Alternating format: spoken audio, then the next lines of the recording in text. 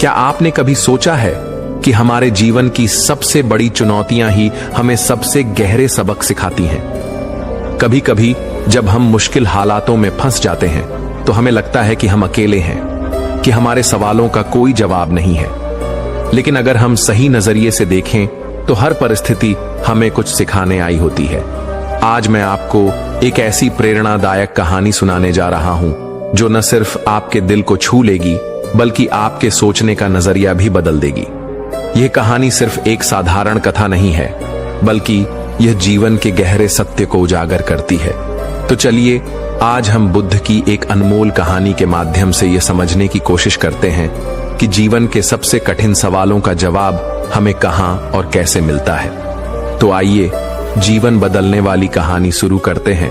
दोस्तों, एक युवक ने अपने जीवन में सफलता प्राप्त करने का दृढ़ संकल्प कर लिया। बड़ी लगन और धैर्य के साथ उसने आश्रम से शिक्षा प्राप्त की। शिक्षा की समाप्ति के बाद उसने नौकरी खोजना प्रारंभ कर दिया ताकि पारिवारिक जिम्मेदारी का निर्वाह वह बहुत ही अच्छे तरीके से कर सके। इतनी अच्छी शिक्षा प्राप्त करने के बाद भी उसका यह दुर्भाग्य रहा कि उसे कहीं भी काम नहीं मिला। नौकरी की तलाश में वह जगह जगह भटकता रहा, खूब प्रयास किए, किंतु हर स्थान से उसे निराशा ही मिली। अच्छी बात यह थी कि युवक ने मात्र किताबी शिक्षा ग्रहण नहीं की थी, अपितु जीवन में कैसे धैर्य रखा जाए यह भी सीखा था। यही वजह रही कि वह हर परिस्थिति का सामना बड़े ही अच्छे तरीके से कर लेता। लेकिन कब तक यह करता, हर एक संघर्ष की सीमा होती है। दोस्तों, यह बात सत्य है कि जब तक सफलता नहीं मिलती है तब तक आपकी मदद करने कोई नहीं आता है। आप दर दर की ठोकरें खाते रहेंगे, पर कोई पूछने वाला नहीं रहेगा कि आप कैसे हैं, आप परेशान हैं कि नहीं हैं।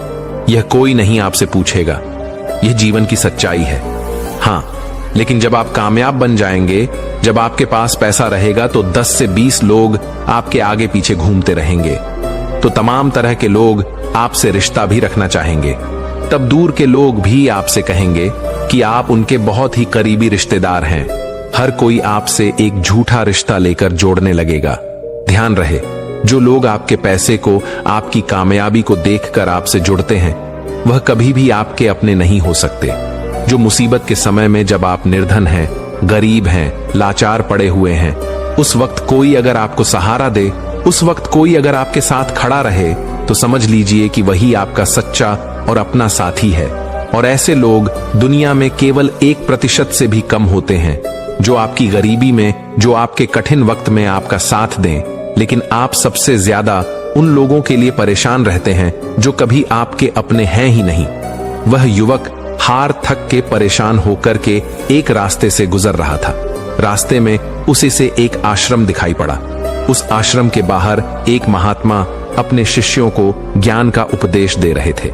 वे सभी शिष्य उन बौद्ध महात्मा के उपदेशों को बड़े ही ध्यान और शांतिपूर्वक सुन रहे थे। वह युवक वहीं पर रुक गया। उसने सोचा कि ऐसा क्या यहां पर चल रहा है जो कि लोग बहुत ही शांतिपूर्वक उन महात्मा का उपदेश सुन रहे हैं। उस युवक के भी मन में जिज्ञासा जाग गई कि चलकर हम भी देखते हैं कि वहां पर क्या हो रहा है। और वह युवक भी धीरे धीरे कदमों से आगे बढ़ते हुए आश्रम की तरफ चल पड़ा। वह पास में ही एक आम के पेड़ के पास बैठ गया और महात्मा के द्वारा कही हुई बातों को ध्यान से सुनने लगा। महात्मा कह रहे थे, जब किसी चीज की नई शुरुआत होती है तो सबसे पहले सब कुछ खत्म हो जाता है।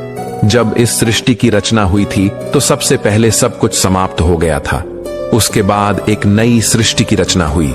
यानी जब इंसान मुसीबत के ऐसे वक्त में पहुंच जाए जब उसे लगे कि अब कुछ नहीं होने वाला है, अब मेरा कुछ नहीं हो सकता है, जीवन में वह बिल्कुल हार सा गया है, टूट जाए, लाचार हो गया हो, कोई उसकी मदद करने वाला नहीं रहे, ऐसे वक्त में अगर वह इंसान किसी से अपनी मदद भी मांगे तो लोग उसकी मदद भी करने से इनकार कर दें। महात्मा आगे कहते हैं कि ऐसे बुरे वक्त में अगर किसी को प्यास लगती है तो कोई आपको पानी देने वाला भी नहीं मिलेगा, क्योंकि बुरे वक्त में कोई भी साथ नहीं देता है। ऐसे वक्त में आप बिल्कुल टूट जाएंगे, आप जिंदगी से हार जाएंगे। लेकिन एक बात हमेशा याद रखिएगा, इसी क्षण यही सोचना है कि अब कुछ हमारी जिंदगी में बड़ा और अच्छा होने वाला है, क्योंकि बर्बादी के बाद ही नई चीज का निर्माण होता है टूटे फूटे लोहे को गला करके एक नए लोहे का निर्माण किया जाता है। अर्थात जब आप बिल्कुल टूट जाएंगे, मुसीबत के वक्त से गुजर रहे हैं, तो यह बात दिमाग में जरूर लाएं कि अब कुछ नया होने वाला है, हमारी जिंदगी में कुछ अच्छा और बड़ा होने वाला है। यही एक उम्मीद आपको जिंदा रखेगी और ये बिल्कुल सत्य बात है।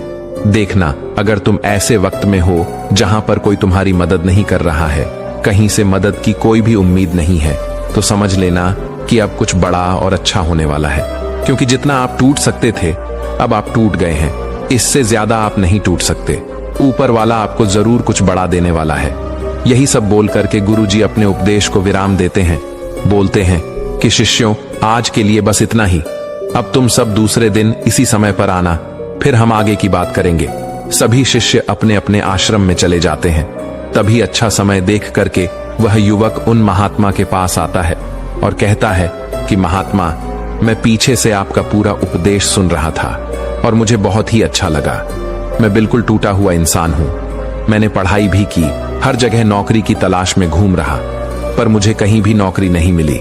मैं दर दर के ठोकरे खा रहा हूं, पर कुछ भी हासिल नहीं कर पाया। लेकिन आपने जो बातें बोली, उससे मुझे कुछ काम करने की हिम्मत मिली और आपकी बातें बिल्कुल सही हैं। तब वह महात्मा उस युवक से कहते हैं कि युवक, तुम अपनी समस्या को मुझे बताओ। तब वह युवक कहता है कि हे महात्मा, मैंने आश्रम से शिक्षा प्राप्त की, उसके बाद हम घर पर आ गया और हमारे घर पर पैसों की जरूरत थी, जिसकी वजह से हम बाहर कमाने के लिए निकल पड़े। लेकिन मैं जहां पर भी नौकरी की तलाश में गया, मुझे वहां से नौकरी नहीं मिली, जिस वजह से मैं बहुत ही परेशान है। गुरुवर, कृपया मेरा मार्गदर्शन करें ताकि मैं अपने जीवन में सफलता की नई बुलंदियों को हासिल कर सकूं। फिर वह बौद्ध महात्मा उस युवक से कहते हैं कि आज हम तुम्हें कुछ छोटी छोटी बातें बता रहे हैं, जिन्हें अगर तुम अपनी जिंदगी में अपनाते हो तो तुम्हें सफल होने से कोई नहीं रोक सकता, और हर सफल व्यक्ति यही करता है। मैंने बहुत से लोगों को शिक्षा दी है, लेकिन मेरे जो शिष्य मेरी इन 7 बातों को अपने जीवन में अपना लिए, वह आज अपना नाम इस संसार में कमा रहे हैं। महात्मा उस युवक से कहते हैं कि अगर तुम्हें सफल होना है तो तुम्हें सबसे पहले अपने गुणों को पहचानना है, और यही तुम्हारी सफलता पाने की पहली आदत होनी चाहिए। वह युवक कहता है कि गुरुदेव, अपने अंदर के गुणों को कैसे पहचाने?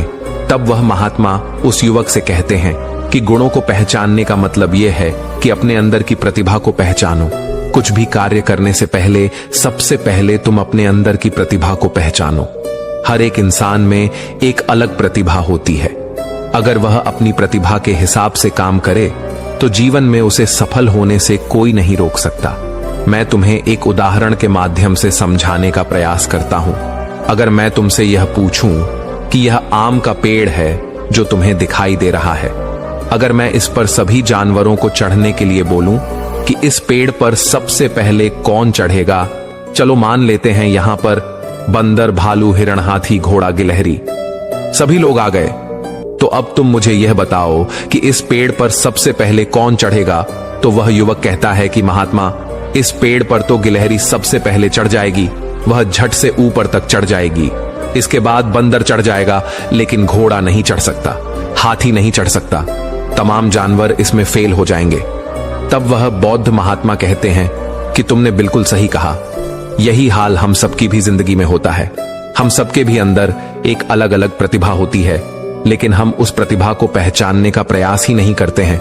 हम सब अपनी प्रतिभा के हिसाब से चलते ही नहीं हैं।